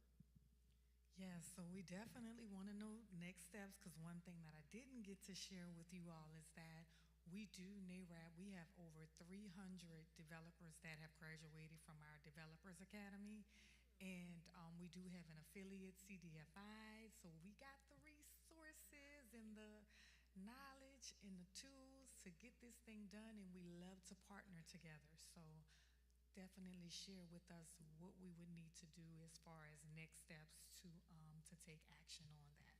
I'll say for us, you can go to our website. It's memphistn.gov/HCD, and there's a tab that says real estate. I might get it wrong, but it's something like real estate or real estate projects. And if you click there, you'll see all of our funding sources. Feel free to reach out to our office again. It's 636-7800, and we can actually connect you with the appropriate program staff based on what you're trying to do and what you're trying to achieve. Yep. Always feel free to contact me. My email address is dwashington@memphisa.org. The director of our development division is Laretha Phillips. Her email address is lphillips@memphisa.org. So feel free to reach out with either of us to discuss potential opportunities. All right, so we do have one question from the audience, and they would like to know if your programs allow layering of assistance. That is a great question. And so I think what the participant is meaning is, can you use maybe some city grants, some other federal grants, and those types of things. And we encourage that. We have an affordable housing trust fund, and we've worked with some different nonprofit developers to do, they'll use some affordable housing trust fund money, they'll use some federal dollars, they may have used some pre-development grant dollars. And so we encourage you to use all the resources to make it work, because it's very expensive to develop housing, especially affordable housing. And so use all those resources. The only thing we'll say is you have to contribute something to the deal. We don't want all the funds to be coming outside, because then it lessens it's called skin in the game, but essentially, like, what benefit is it if it doesn't work out? Then you can just walk away. You haven't lost anything. So we want to make sure that you are just as liable as the city and others, but we highly encourage layering. And usually when you meet with our team, we'll try to give you some suggestions around what some of those funding sources could be. To Director Cash's point, we just did a senior housing development last year that had 7 different pieces in the capital stack. So you sometimes got to be creative. It's like she said, especially when you're developing affordable housing. But there are a lot of different resources out there, and we're happy to be a resource to kind of help identify those. We have great relationships with the state housing agency, great relationships on the federal level and the local level. It's definitely worth exploring together. Wow. So it sounds like we have some affordable homeownership solutions here. We have the resources for our people to be able to move forward into homeownership, and we also have some resources to advance the development of affordable homeownership. We may have time for one question. Was there any additional questions in the audience? All right, her hand went up first. I would like to know if you did have a Section 8 voucher, but I can say you matured away from it, where you weren't, well, you have a job that pay more than what they allow to be on the program, and you no longer may have the voucher anymore, but you were on the list. Do they remove your name off the list, or what happened with that? So that process is called incoming out of the program, which is it's a great thing.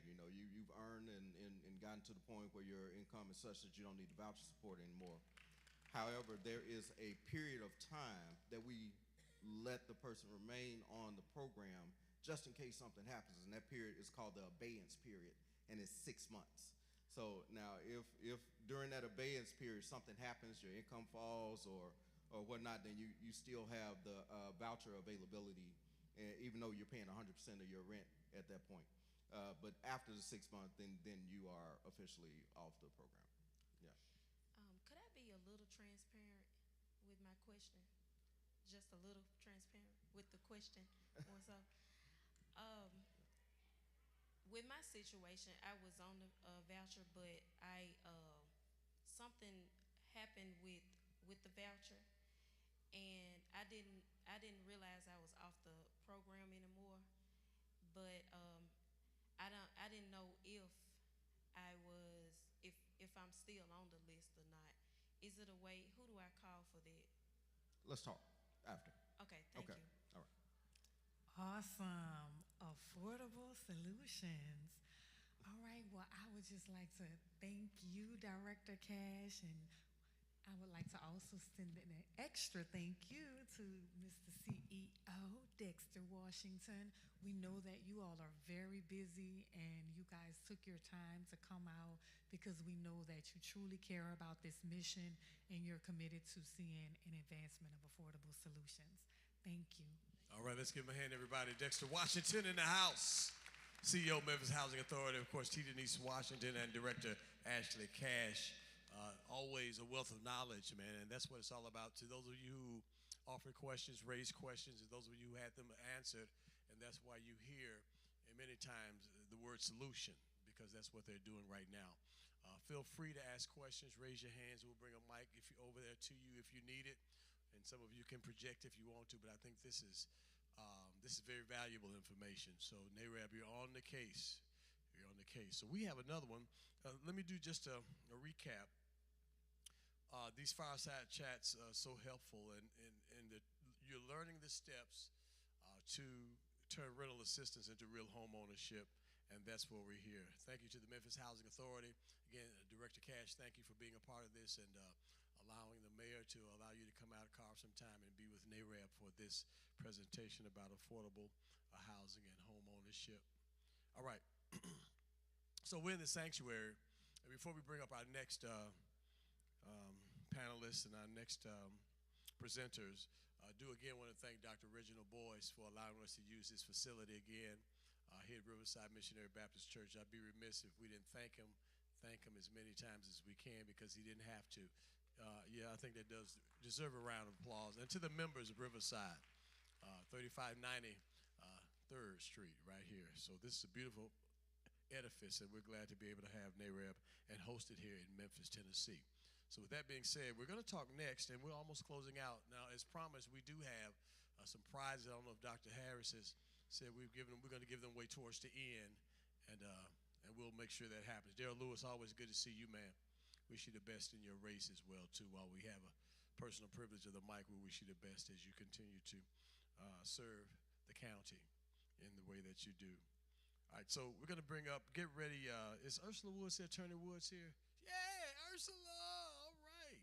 Good to see you. You can make your way this way. We're getting ready to have a chat about how to secure heirs' property rights and prevent the loss of family-owned homes. This session will show you how to keep wealth, and notice the word keep, wealth, and legacy in the family for generations. Attorney Woods is also on the Bev Johnson Show on WDIA on a regular basis, I might add, and she has a wealth of knowledge. She and Attorney Monica Johnson come to the station.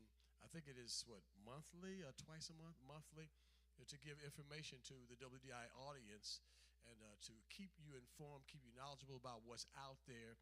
And this would be a great time to see her in person and hear and ask questions.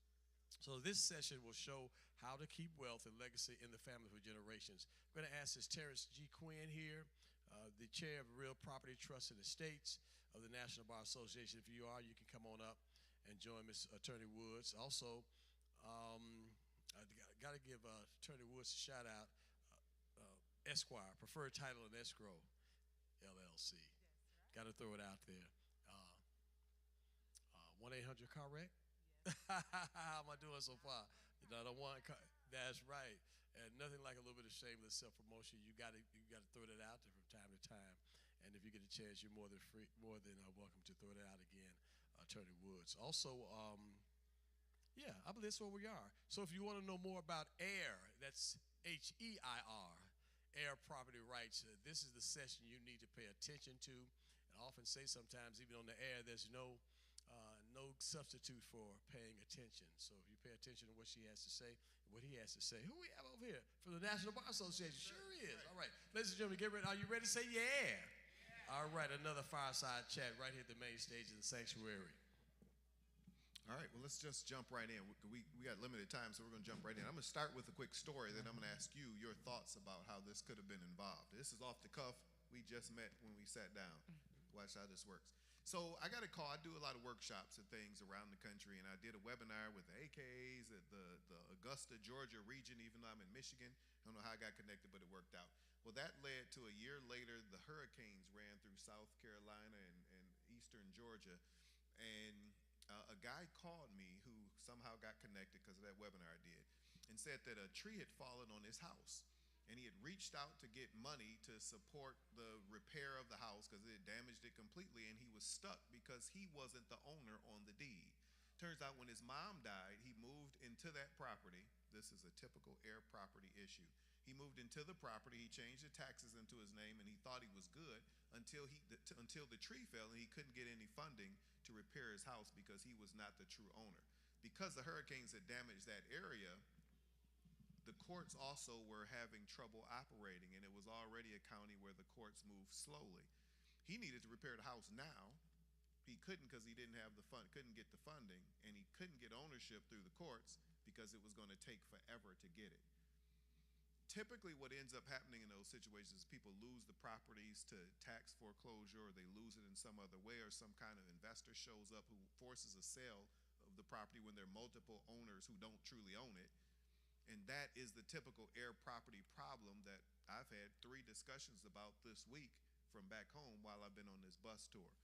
So Attorney Woods, I want to ask you, when you hear a story like that, what's the initial problem that you hear? Where do you see, I guess what I'm really getting at is, how could that have been avoided from the beginning if it would have been approached correctly? How something, first off, congrats for being here. To everyone that is being here, when you want to ask, serious about that, when you want to ask a question, how do you avoid something like that? What I want to say is, and I mean this from the bottom of my heart, it starts right now with you being here. Because information is powerful, right? That's what everybody's, knowledge is power. Not really. It's applied knowledge is power. All right, applied knowledge. So the things that we're going to share today, how do you prevent something like that? By each one teaching one. So when it comes to property, many of us may think and assume that Big Mama's house is not worth anything because it doesn't look like anything. It isn't anything because JoJo and them on the corner doing the things that they do on the corner. Not true. So when this young man was sharing that the investors will come and force a sale, they will. You know how they do it? They tell you, hey, just sign right here. I just want to see the house. That's the lie that they tell you. There's nothing wrong with someone who wants to invest in your home and purchase it, but what is a problem is that they're giving you less money than what is valued. Just because I offer you $50,000, and that sounds amazing, and Lord knows I can use $50,000. But what if I told you if you just simply talk to one of the realtors out there, it could be $150,000. You're sitting there saying, oh no, ain't no way Big Mama house worth $150,000. No, yes it is. I personally purchased a home for about $35,000. Within about 8 months, my best friend and I, Monica, were riding around Midtown, and then I saw that the neighborhood had changed. I saw the people who were walking around and with their dogs. I said, wait a minute. So I then called one of my realtor friends. How much is this house? Had to be 6 to 9 months later. How much is that house worth? It was worth about $180,000, $190,000. I paid $35,000 for that house. So needless to say, how does something like this happen? Because we have limited beliefs. Expand your mind. Do not feel as though that the impossible is truly impossible, because the only thing that's disconnecting you from what could be your next inheritance is a phone call. So how do you prevent something like happening? Number one, when someone passes away, realize that the next of kin are the heirs. Number two, call an attorney. Give me a call, give somebody a call within your community that you trust and that you know, and you ask them questions. And when you call this attorney, make sure that you're comfortable with the attorney that you're calling. Make sure that that person is being respectful to you of your questions and your concerns. Next is you're going to go through what we call affidavit of heirships. It's an intestate succession process. What does that mean to you? You just got to find 2 people that knew Big Mama, and that is it. You bring that in along with a death certificate, the 2 people that know, as well as an obituary. We sign that paperwork, and then the heirs are on title. But I know what you're thinking. What about JoJo and them? Because they are now owners of this house. Well, guess what? If everybody is infighting in Shelby County and Memphis, Tennessee, we have another thing called a quiet title action. That means, and I do mean this, if all of us were related and if all of us needed to sell Big Mama house, but this young man was like, I ain't selling, I know everything, then we would just simply say, we're going to take him to court, and the court would say, if you can afford to buy all of us out, then guess what? The house is yours. And if he cannot, then guess what? We get to buy him out, and essentially he just gets his money. So the point is, the way that you avoid losing your house to the tax man or to some simple investor that's going to undercut you is by simply making a call to an attorney and saying, hey, we need help straightening out this home. It doesn't take a lot. That's what it takes. Excellent, excellent, excellent. I love it. Now, on the front end of that, this is the back end. When you find yourself in that situation when somebody has passed who was the true owner of the property, how do you avoid all this stuff? Excellent information. On the front end, for those of you who want to make sure things are already mapped out and clear, see an attorney, an estate planning attorney on the front end who can create a plan that's designed to help you answer those two questions I talked about earlier. What happens to your assets or your children when you die? What happens to you if you become incapacitated? There are plans that can be put in place. Some of those may be will-based plans. Some of them probably will be and should be trust-based plans. The trust-based plan is not just for Oprah Winfrey and Bill Gates, not just for people who have a ton of money. Trust-based plans at a fundamental level are for people who want to make sure their family can avoid affidavits of heirship and those types of post-death activities, quiet title actions that will settle who owns the property. You want to be in control. That's why we do these, because we want to make sure we put you in control of what's going to happen with your stuff when you pass. When you're gone, there's only two people who can govern what happens to your stuff. You, if you've written and created a plan that covers your voice at a time that you can no longer use it, or a court of law, probate court, that's going to stamp and sign that affidavit of heirship or whatever else it is. So on either side, you want to see an attorney who specializes in that work. I do not encourage people to do it yourself. You want to see an attorney who specializes in doing that work, who can help you after the fact approach it the right way, or who can help you before the fact control what's going to happen after the fact. And one thing I want to talk about doing it yourself. There are online options, all right? But trust me when I say this, cheap can be expensive, right? Cheap can be expensive. I just cut costs, just a transparent moment. I cut costs and I hired a cheaper person to lay down hardwood floors. That cheaper person that I use is now costing me an additional $2,000. Okay? I'm not even gonna tell you what the floors look like. All right? So then as a result, I have to go back in and fix what the first person messed up, which is now costing me. But here's what it means to you. Online wills they definitely have their lane, but it's very risky. Because in Shelby County and Memphis, the judges are very strict about what that rule requires and whether that the will adheres to the requirements, and they will kick out an entire will, and they do not have a lot of sympathy about it. So I would strongly encourage you to work with an attorney for several reasons. Number one, you may have a blended family. You may want to avoid certain people getting part of your assets. You may also have a unique situation with finances that we need to take care of. You may have people with special needs. So we need to share with you more items that you need besides just a will or the trust. But if you do use an online will, at the bare minimum, get an attorney or somebody to simply review it and stamp it and let you know if it's valid. Excellent. Can we answer maybe one, maybe two questions? And we got to get out of here because we're past time already. Yes, ma'am.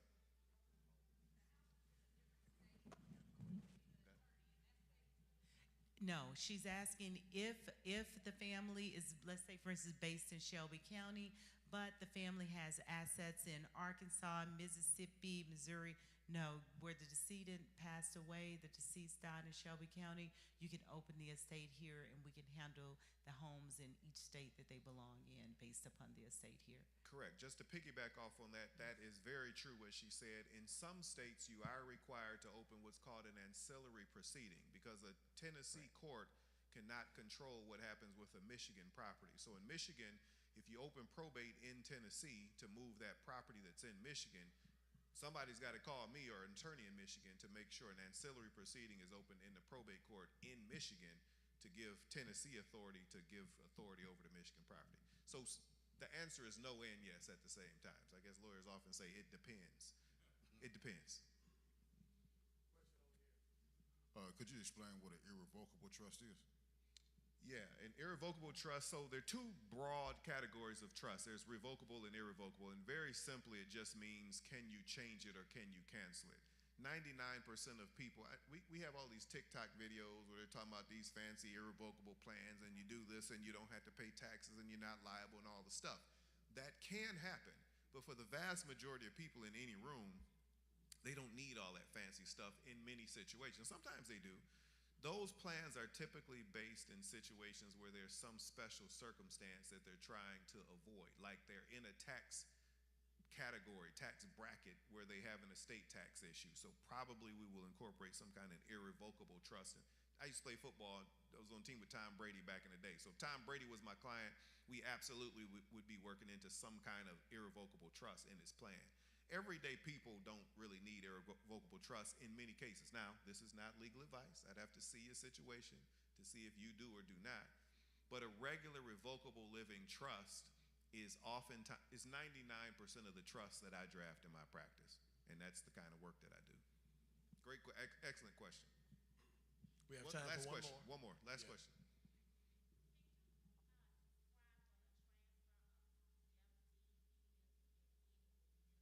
I sure can. You want to do that? Okay. So transfer on death deed is really just like it's described, just like it sounds. It's like a beneficiary designation that you would have on a life insurance policy or a bank account where it's yours, you own it while you're alive, but when you're gone, it has a beneficiary who receives ownership of it. Now, if I'm correct, and I'm not licensed in Tennessee, I don't think Tennessee recognizes transfer on death deeds. Is that right or wrong? Mississippi has just opened up transfer on death deeds, so that's something that is new here. Yeah, so I do understand, I don't know, that Tennessee does allow life estate deeds, but they're limited life estate deeds. So you can't, which is the same concept, but it's also different at the same time from a legal perspective. If you're trying to do that, if you're trying to have a transfer on death deed to avoid probate, we can discuss alternatives for Tennessee. Yeah, Just give me a call. And that is an excellent point. That's an excellent place where it's important to have an attorney who's in your state look at that for you, because there are alternatives to that that can work. So I would say for sure, talk to an attorney. I think Any other questions? Are we done? I see one more, but you said one more. I see one. Let's take one more. Okay, one more up here. Okay. Rapid fire.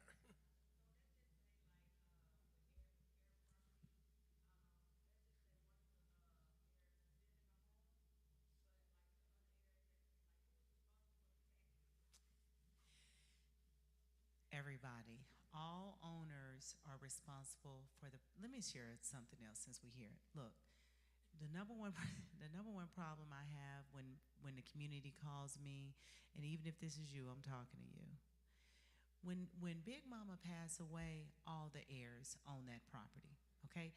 If he and I are brothers and sisters, and then I pass away and he survived, now mind you, our mom is the one who owned it, right? So the house goes to he and I.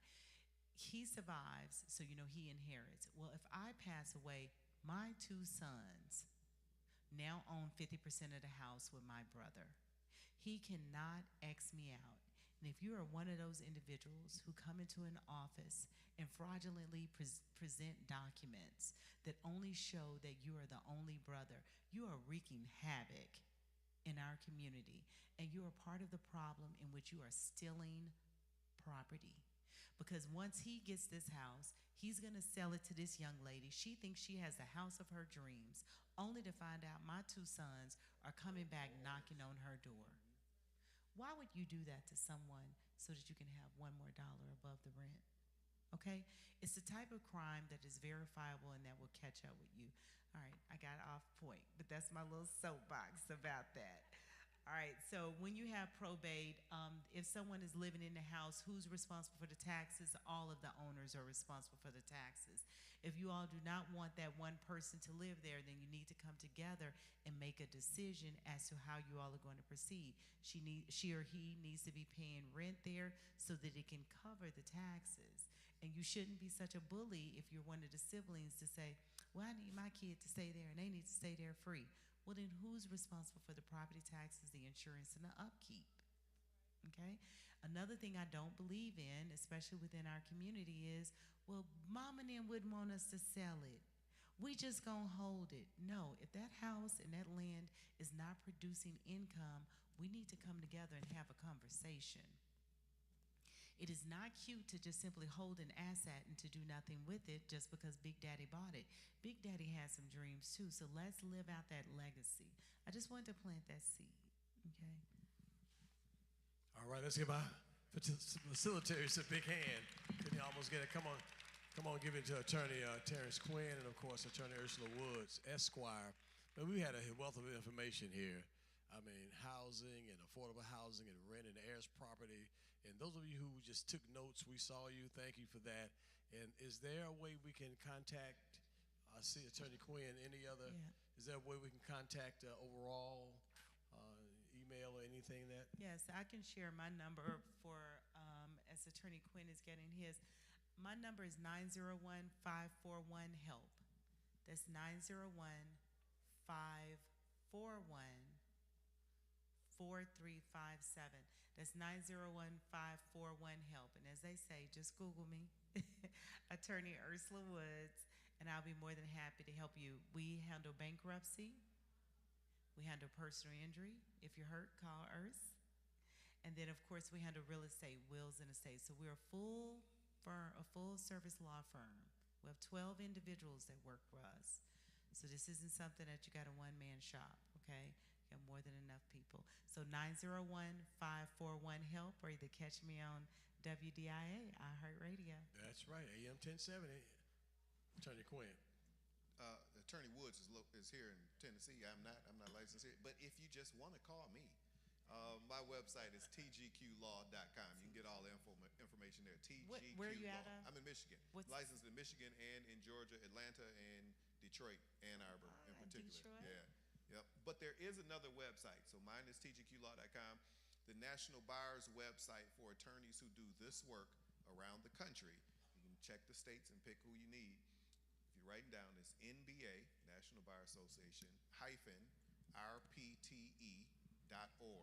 NBA-rpte.org, and click the spotlight, and you can check any state, and you find attorneys who are located there who do this work, who look like us. All right. Give them a hand, another hand. So before we leave, let me do some housekeeping, some thank yous and all of that. Of course, again, to the Reverend Dr. Reginald S. Boyce, the pastor here at Riverside Missionary Baptist Church, 3590 3rd Street. We appreciate him, and you just don't know that he didn't have to do this, but he opened the doors up for NAREB. So we want to thank him, the pastor, as well as First Lady, Sister Boyce, as well. Also want to thank all of our sponsors. I know many of them probably on the outside, and they meet and greeted you as you were coming in, but all of our sponsors who helped make this happen, they really poured a lot into this Memphis chapter of NAREB to make this successful and make it happen. On behalf of course, Ashley Thomas III, I want to thank you all for coming, as well as our Memphis chapter president of NAREB, Dr. Reginald Harris. Want to thank him for doing what he did to kind of he and his team to put this all together, and all the volunteers who worked. All the volunteers, would you raise your hand if you were within the sound of my voice? Just want to publicly thank you, because we couldn't pull it off. One or two people had to, give them a hand if you would. So hopefully this was helpful for you. Ruth Phillips, we're always good to see you. Ruth Phillips, one of our mortgage lenders. I know it used to be Cadence. I know it's something else now, I think. Huntington, thank you for being here. Dr. Harris. The Blake team where? The Blake team in the house. Sure is, the Blakes. The Blake, thank you so much. And you know what, we have some giveaways too, and I know we want everybody to don't exit out in front here. To my left and to your right is where you want to go. Oh, what's waiting on them, Dr. Harris? Straight through here, and they have the giveaways. All right. What about food? Let's go. The giveaways. Okay, the giveaways. I think that's where we are. We'll do the giveaways once they get over there, as soon as you go out. So we're going just a little bit. I'm going to offer a benediction so we can leave and make things decent and in order before we depart this place. Have I omitted anything? There was something I thought, but I think that is it. We thank you. We thank you. I always say this, Bishop, always good to see you worship. Thank you so much. This is the way we do things around here in Memphis. You know, I wanted to shout out those of you who are not from Memphis. Would you raise your hand if you're not from Memphis? I know we got some New York in the house. Los Angeles is here. Chicago, I heard Chicago earlier. Michigan in the house. Mississippi in the house. Come on, M.I. Crooked letter. Humpback out of Magnolia State. Michigan, thank you. Also, Nashville, you still with us? The Davidson County Connection. All right, yeah. Craig, yes.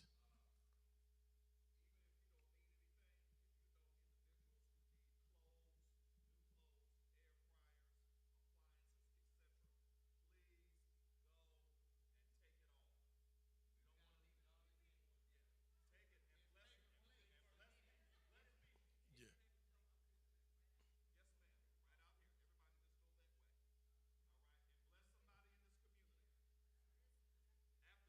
So, okay, so let's leave the way we came.